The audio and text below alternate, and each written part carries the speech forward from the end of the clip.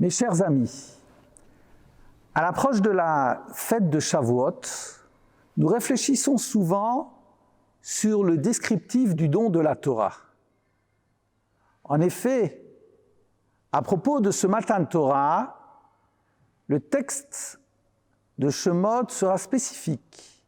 Vaïtiatsevu betartit ha'ar, et les enfants d'Israël étaient au pied de la montagne.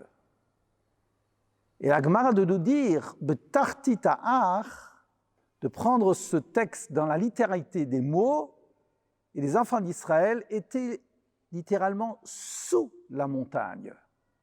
Et cela nous apprend, d'après cette Gemara bien célèbre, que le Saint béni soit-il a soulevé la montagne, l'a maintenue autour de notre tête, au-dessus de notre tête, en déclarant « Si vous acceptez de la Torah moutav, ce sera positif, et sinon, il y aura une disparition. » Cette Gemara, naturellement, provoque multiples interprétations. Un mot proposé par Tosafot, un de nos commentaires, qui nous dit « Mais pourtant, les enfants d'Israël avaient déjà déclaré « Naaseh », qu'on va réaliser la Torah. Alors quel est le sens de l'utilité de soulever cette montagne et de nous la placer au-dessus de la tête comme une menace?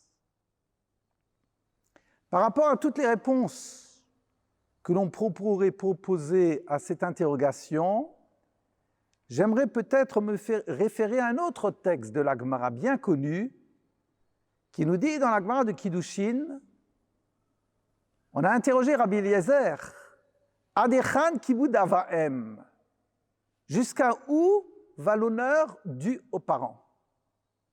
Et ce maître de répondre, allez voir ce qu'a fait un non-juif du nom de Dama ben Netina qui habite à Ashkelon à l'égard de son père.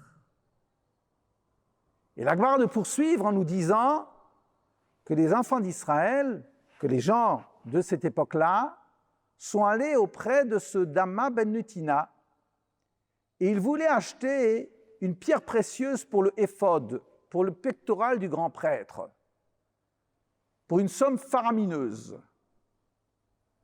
Et lorsqu'ils sont adressés à ce Dama ben Netina, celui-ci leur a déclaré « La clé du coffre est sous la tête de mon père qui est en train de dormir, je ne peux donc vous vendre cette pierre précieuse. »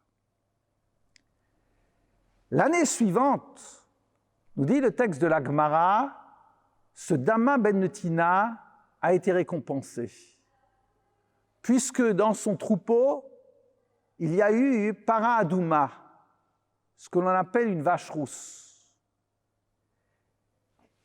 Et les habitants de ce pays, très intéressés à acheter cette vache rousse, qui est quelque chose de rarissime, se sont rendus chez lui. Et cette personne leur a déclaré « Je sais que si je vous demande toute l'or du monde pour acquérir cette vache rousse, vous le me donneriez. Mais je ne vous demande simplement que de me rétribuer par rapport à la perte que j'ai subie l'année dernière lorsque je n'ai pas pu vous vendre la pierre précieuse pour le pectoral. »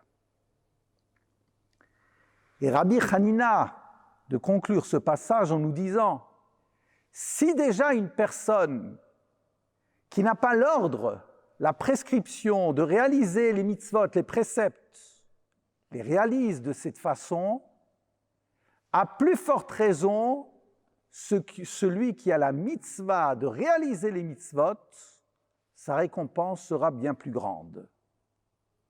Gadol mi shemutsuve vose,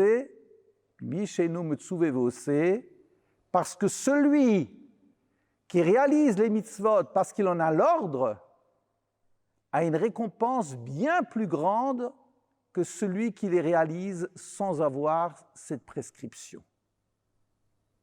C'est curieux comme passage.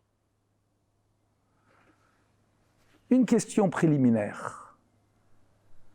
Pourquoi est-ce que ce Dama ben Netina, la première année, avait une pierre pour le pectoral et que la seconde année, il a été récompensé par para adouma, une vache rousse?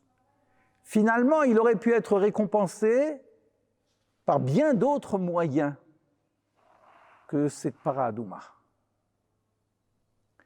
En réalité, ce texte de la Gemara de Kiddushin nous force à nous interroger sur le pourquoi de notre agissement par rapport aux mitzvot.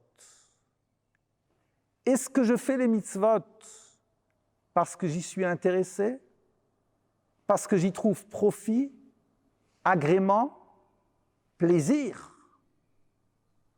Ou peut-être y a-t-il une autre dimension, c'est de faire les mitzvot parce qu'il y a un ordre du Très-Haut qui m'impose de faire ces mitzvot-là.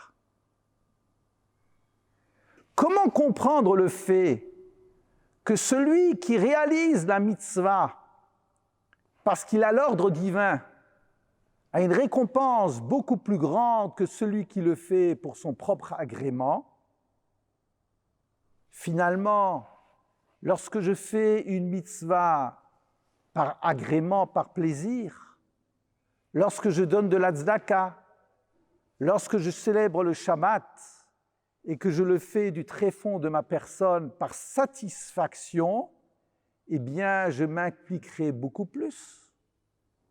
Lorsque je fais peut-être une prière parce que j'en ressens le désir, le besoin, mon investissement dans cette prière sera sans doute beaucoup plus grand que lorsque je le réalise 3 fois par jour. Alors, comment déclarer le fait que celui qui prie 3 fois par jour a une récompense beaucoup plus grande que celui qui le fait de sa propre initiative?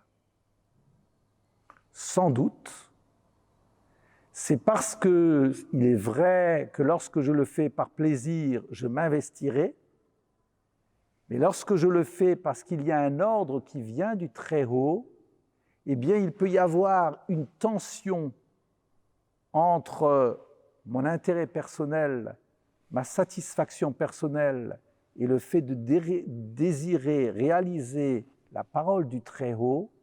Et lorsque je suis capable de repousser ma volonté, mon propre plaisir, pour me soumettre à un ordre qui vient de l'extérieur, eh bien là, au-delà de cette tension, eh bien il y a le fait de mettre de côté ce Yetzer Hara et être capable de se soumettre à un ordre qui vient du Tout-Puissant. Kafa alehem har kegigit, lorsque Dieu au mont Sinaï m'a peut-être imposé ces mitzvot, c'est pour me dire qu'au-delà de ce regard premier sur les mitzvot, qui peuvent être réalisés, et tant mieux si c'est le cas, parce qu'il y a une satisfaction, eh bien au-delà de cela, il y a une réalisation des mitzvot, que je le veuille ou non. Il y a une contrainte, la contrainte qui m'est imposée de l'extérieur, je m'y soumets et je m'avance parce que je crois qu'en réalité dans la vie, eh bien, lorsqu'on est capable d'entendre un ordre de l'extérieur, extérieur à sa propre personne, cela peut me hisser bien plus haut. Chag Sameach à chacun d'entre nous.